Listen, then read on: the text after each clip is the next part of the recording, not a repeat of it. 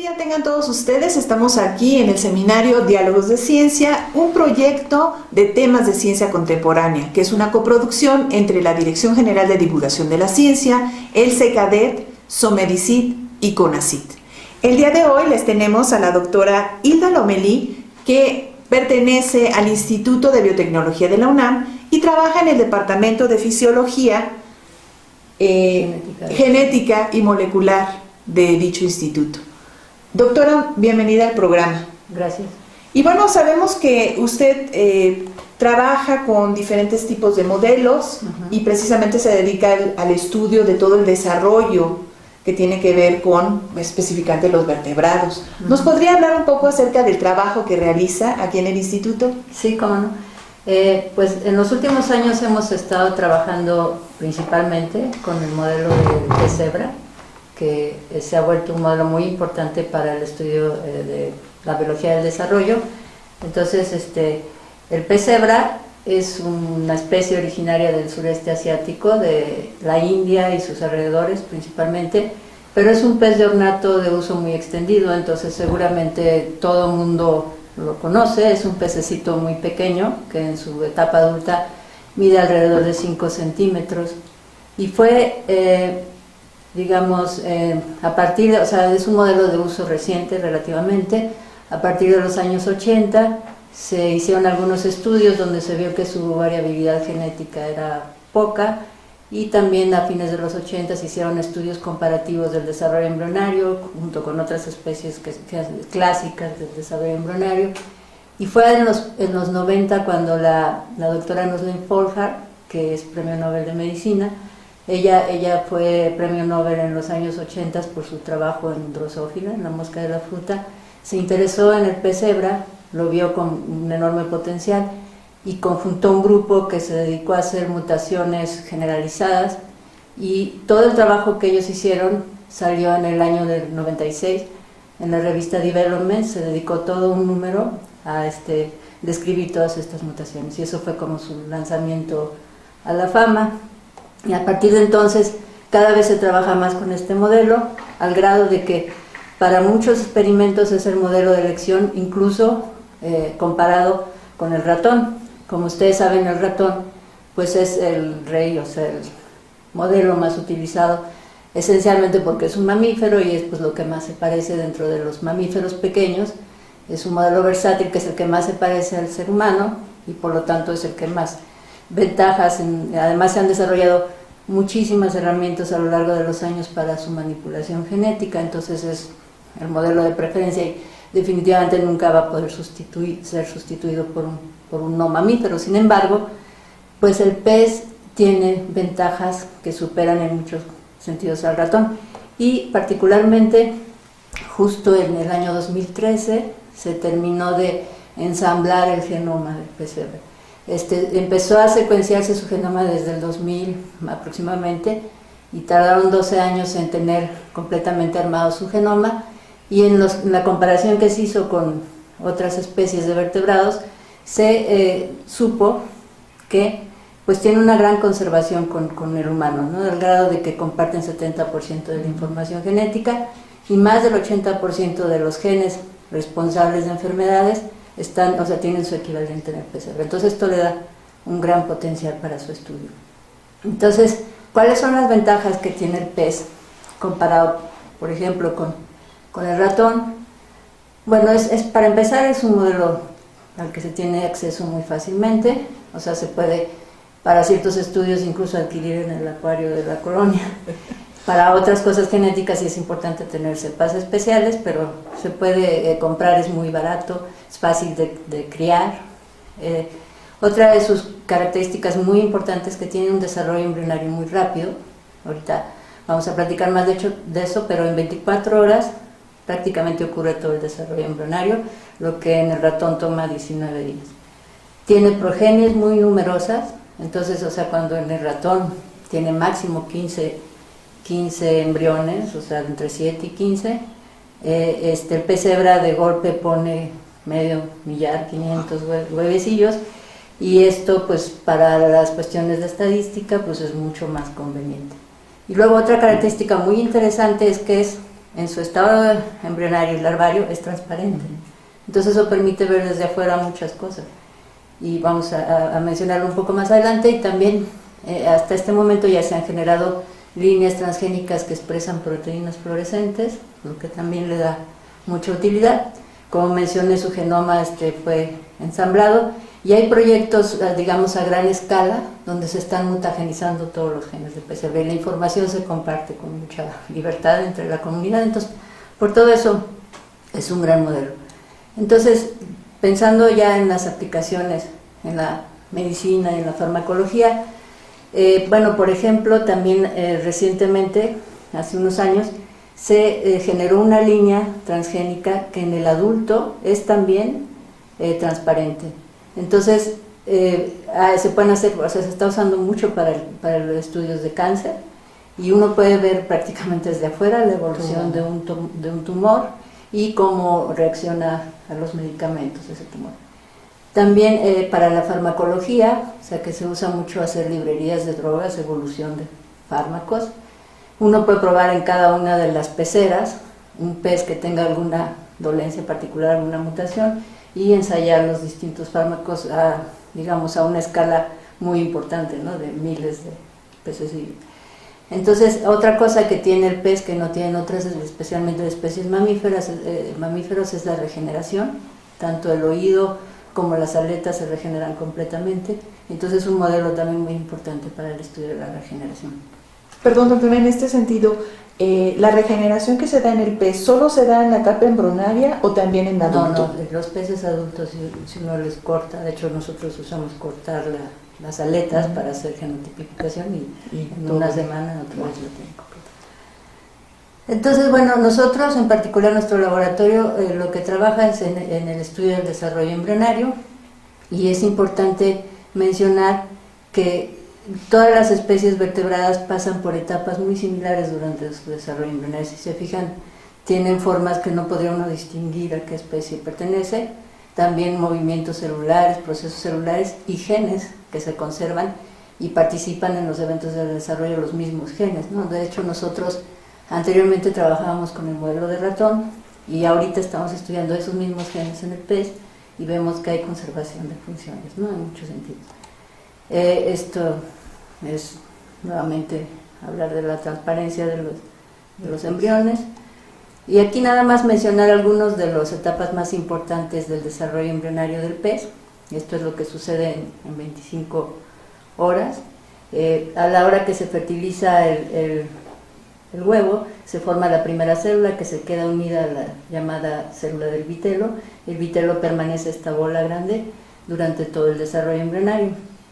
Hay divisiones celulares muy rápidas y aproximadamente cuando se llega a las 1000 células inicia lo que se llama la transcripción del cigoto, porque antes depende de factores maternos, ¿no? Luego, hacia las 4 horas empieza a haber distintos movimientos de las células, unos llamados epibolia, otros gastrulación, y a través de estos movimientos se empiezan a formar los ejes corporales. Entonces, la gastrulación genera las capas germinales, la epibolia estira el embrión y se inicia después la formación de las somitas, que son los precursores de las vértebras, y hacia las 24 horas prácticamente ya se pueden identificar todos los órganos y todos los ejes corporales. En esta peliculita, que se puede ver en la red, se muestra de manera muy breve cómo ocurre. Aquí se ven las divisiones de las células, más o menos llegando a las 4 horas va a empezar a verse el movimiento de la epibolia, o sea, las células migrando, cubriendo como una capucha todo el vitelo. Aquí ya aparece la zona anterior, la cabeza, el ojo, las somitas, la cola. Todo esto son 18 horas de desarrollo, entonces es una cosa muy rápida, ¿no? Bueno, nosotros, para poder entender la función de genes, bueno, nosotros y todo el mundo, una cosa que hay que hacer es pues quitarlos, o sea, mutarlos, como si se quita un coche, una pieza, y ver qué pasa cuando lo quitas. Eso es lo que nos dice, pues este gen sirve para esto, ¿no? Entonces, le quitamos genes, vemos qué pasa con su morfología, su comportamiento, su fisiología. Distintas especies tienen distintos bueno, se han desarrollado distintas herramientas o estrategias para mutagenizar. Algunas permiten unas cosas, otras no. Afortunadamente en el pesebre actualmente se puede hacer todo tipo de mutagénesis. O sea, hay, digamos, dos enfoques básicos. Uno que es lo que se llamaría genética reversa, en donde lo que uno hace es usar agentes químicos y hacer una mutagénesis así bárbara de tal forma que todos los individuos dentro de miles tienen una mutación distinta a cada uno, pero aquí estás mutando al azar y no sabes que estás mutando. Entonces después dices, bueno, voy a buscar fenotipos, voy a buscar quién perdió el cerebro, quién perdió el intestino. Entonces agarras ese pez y dices, bueno, y este pez que perdió el cerebro, ¿qué gen tiene mutado? Entonces tratas de identificar qué gen. Esta es una estrategia que, como dije, se llama genética reversa. Nosotros no lo usamos y entonces no voy a entrar en detalles de cómo se hace. La otra manera de hacerlo es lo que se llama forward genetics en inglés, que es como genética hacia adelante. Y aquí si escoges un candidato, dices este gen, por ciertos experimentos yo creo que podría tener que ver con la formación del cerebro o el crecimiento de la aleta o X cosa. Entonces pues lo voy a mutar y voy a ver si específica, o sea, efectivamente pasa lo que yo creo que va a pasar. Entonces para eso existen distintos recursos en el pesebre, tanto hacerlo de manera transitoria, utilizando ciertas moléculas que interfieren con la expresión del gen, o haciéndolo de manera definitiva, que es mutar, ¿no? Quitarle un cachito, cambiarle una base nucleotídica al DNA. Entonces tampoco podríamos entrar en detalle porque esto sería tardado, pero cualquiera de las estrategias que se escoja es indispensable inyectar el embrión en su etapa, o sea, cuando está en una sola célula, apenas fertilizado, inyectarle moléculas que son las que van a causar esas mutaciones. Entonces, esto ocurre, se hace la inyección con un microinyector, se hace en el vitelo y se inyectan distintos tipos de moléculas. Lo que ocurre después es que hay ciertas corrientes que tienen que ver con corrientes de calcio que llevan del vitelo hacia la célula a las moléculas que uno inyecta. Esta inyección no es que sea, bueno, pongo aquí que es sencilla en comparación, por ejemplo, con inyectar el pronúcleo de un ratón, que es el huevo, el ovocito de un ratón es mucho más pequeño, pero tampoco es sencilla, o sea, se necesita aprender a hacerlo. Se pueden inyectar cientos de huevos en una sola sesión y se observa pues muy rápido si funcionó. Entonces aquí lo que muestro, son fotos de nuestro cuarto de peces, donde tenemos todos estos estantes llenos de peceras con distintas situaciones en cada una de las peceras, y esta es una de nuestras herramientas principales, que es el microinyector. Entonces ahorita les quiero mostrar un poco cómo se hace la inyección. Y entonces no sé qué pasó. Ok, aquí se ven. El día anterior, la noche anterior, ponemos los peces machos y hembras en la misma pecera, pero separados, para que las hormonas fluyan. En la mañana, al prender la luz, quitamos el separador y les reducimos el agua para que queden lo más cerca posible. Y después, o sea, ahorita van a ver cómo van cayendo los huevitos a partir de aquí. O sea, unas cositas blancas que entonces van a ver más. Ahí se ven, cayendo hacia el fondo. Entonces se dejan unos minutos, una media hora, que pongan los huevos, que inmediatamente son fertilizados por los espermatozoides. Aquí se recuperan los adultos, bueno, se separan.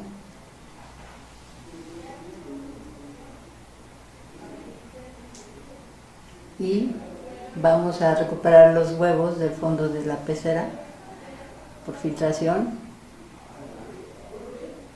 Entonces este proceso se tiene que hacer rápido porque hay que hacerlo cuando está en una sola célula, ¿no? Entonces si se empieza a dividir hay más mosaicismo, o sea, algunas células van a tener el inyectado, otras no. Entonces es un proceso que hay que aprender a hacerlo rápido porque ahorita se va a ver que hay que inyectar varios, ¿no? O sea, ahí se recuperan los embriones, ahorita se van a ver mejor, ahí se ven los huevitos.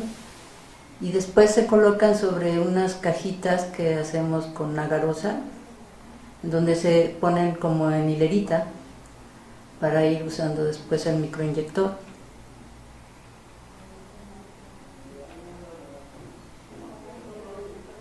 Ahí se ven las hileritas con los robocitos, se toma una punta y se coloca en el microinyector.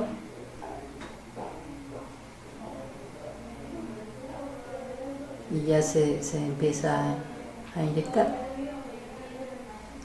Ahorita se va a ver cómo uno va picando, ahí se ve cómo entra a través del corión, lo que está alrededor del embrión se llama corión, se pica ahí en el vitelo. También se puede hacer directo a la célula, pero es un poco más difícil. Y ahí se ve incluso cómo entra la sustancia. Entonces, bueno, esto es lo que hacemos cada mañana, o sea, inyectando distintos tipos de moléculas. Y después, bueno, ahí se ve, por ejemplo, cuando se inyecta un colorante, los colocamos de nuevo en estas cajas de Petri, en el medio, en el agua de embrión, y los dejamos incubando según el tiempo que queramos, o sea, según el momento de interés, ¿no? O sea, si son 6 horas, si queremos ver un estadio temprano, o 24 horas. Aquí, por ejemplo, se ve a las 24 horas ya las larvitas, ya están moviéndose y todo. Uno puede incubarlas el tiempo que sea necesario. Y después, ¿qué hacemos? Bueno, ahí, después de eso, en los embriones inyectados que tienen una inactivación genética, pues examinamos distintas cosas, o sea, puede ser su morfología principalmente, observamos los órganos, vemos la expresión genética de otros genes que se relacionan o que creemos que van a estar relacionados con esto. Entonces vemos si se perdió o se ganó, y vemos, pues este gen influye en la expresión de este otro. Vemos la proliferación de las células, vemos si hay muerte celular, vemos si proteínas se fosforilan, distintos pues, protocolos o recetas para cada una de estas cosas. Aquí muestro algunos ejemplos, o sea que este es también uno de nuestros experimentos, donde estamos inyectando algo que causa la pérdida de la cabeza. Entonces, distintos grados que se ve que se va perdiendo la cabeza, desde lo más ligero hasta lo más grave. En este caso, por ejemplo, es lo que se llama un fenotipo de dorsalización, que tiene efecto sobre todo lo que es la línea media, y se va afectando desde la región posterior, ¿no? Desde la cola, ¿no? Entonces, es otro ejemplo de los defectos morfológicos que podemos observar. En otros casos, por ejemplo aquí, se está causando ciclopia, entonces está perdiendo un ojo, que es lo que se ve acá. Y entonces son distintos tipos de cosas que vemos, y todo esto, o sea, combinado, nos va, pues es como armar un rompecabezas. Pues este gen afecta la expresión de estos genes, tiene estos defectos morfológicos, se mueren estas células, todo esto junto nos dice, pues sirve para todo esto. También, por ejemplo, aquí hay un experimento de lo que se llama hibridación in situ, que es un protocolo para identificar la expresión de genes. Esto que ven morado es la señal de un gen específico que uno quiere identificar. Aquí este gen es el llamado gen NTL o NOTEL, y el experimento consiste en usar un pedacito de DNA marcado con esto que es lo morado, que va y se pega a donde está el gen. Entonces aquí se ve, por ejemplo, el embrión normal y la expresión de este gen, el embrión que tiene un gen SIM7 apagado, cómo se aumenta la expresión de este gen, y otro defecto en otro gen, cómo apaga. Y también esto es tomado a los 25 o 30 horas, pero también se pueden tomar más temprano, cuando están apenas en otros procesos de formación corporal, y aquí se ve cómo aumenta la expresión de un gen llamado HGG o cómo se pierde, ¿no? Entonces estos son ejemplos de lo que vamos observando. Y esencialmente esto es pues lo que les quería platicar en este momento. Y todo eso tiene que ver precisamente con, como también es un vertebrado, y usted bien decía, ¿no? El 70% del material genético tiene alguna correspondencia con los seres humanos. Así es. Entonces por eso es el buen modelo del pues pez para... Es uno más, o sea, todos los modelos nos ofrecen algo distinto. Tiene todas estas facilidades. Hay otras que solo nos va a completar el ratón, pero si uno toma en cuenta algunos estudios que se hacen mejor en pollo, por ejemplo, otro modelo que se usa mucho es Genopus, que es una rana, y cada uno de ellos permite hacer, por ejemplo, algunos trasplantes celulares de unas células a otras, y con todos ellos vamos aprendiendo, pero lo que se ha observado es que como como menciona, las mismas, los mismos genes están involucrados, las mismas vías de transducción o cascadas están involucradas en los mismos procesos. Entonces sí se puede hacer extensivo, no absolutamente. Claro. O sea, uno ve, por ejemplo, algo, de hecho hasta la mosca, que no es un vertebrado, ahí se descubrieron muchos genes que tienen que ver con la formación de ejes corporales y todo esto, y que después se vio que en los vertebrados también estaban. Claro que pues uno tiene que después demostrarlo, muchas veces se identifica un gen en mosca y luego vamos al ratón y confirmamos que también está y que también hace lo mismo. A veces no es ese mismo gen, sino un homólogo que no es idéntico, o sea, pero muy parecido. Y después, pues, en humano no se puede confirmar de la misma manera, pero más o menos se va viendo in vitro lo que sea posible, ¿no?, confirmar. También otra cosa interesante de esto es que permite ver la parte evolutiva, ¿no? Cómo todos venimos de un cierto organismo. Claro. Y cómo estos genes sí podemos ver correspondencia, pero a veces, como usted dice, en el humano ya no, pues porque nos quedamos con un invertebrado en el caso de la Drosophila, o con un pez, pues que es mucho más primitivo evolutivamente hablando que el ratón o que el mismo ser humano, ¿no? Entonces, creo que también eso es interesante. Bueno, eso es todo un área, ¿no? Lo que llaman Exacto. Incluso evolution, sí. Y el pez, bueno, es también un ejemplo interesante porque el pez en algún momento tuvo la duplicación de todo su genoma y por eso fue muy difícil ensamblar su genoma, pero se ha visto, por ejemplo, que un mismo gen que se duplicó en el pez, se duplicó y uno de los homólogos tiene la función conservada, pero el otro desarrolló otra función o no la tiene, o los dos tienen la misma función, y todo eso es también muy interesante. Claro. Pues doctora, le agradecemos mucho su participación el día de hoy y ojalá podamos pues visitarla en su laboratorio. Claro que sí. Muchísimas gracias. Okay.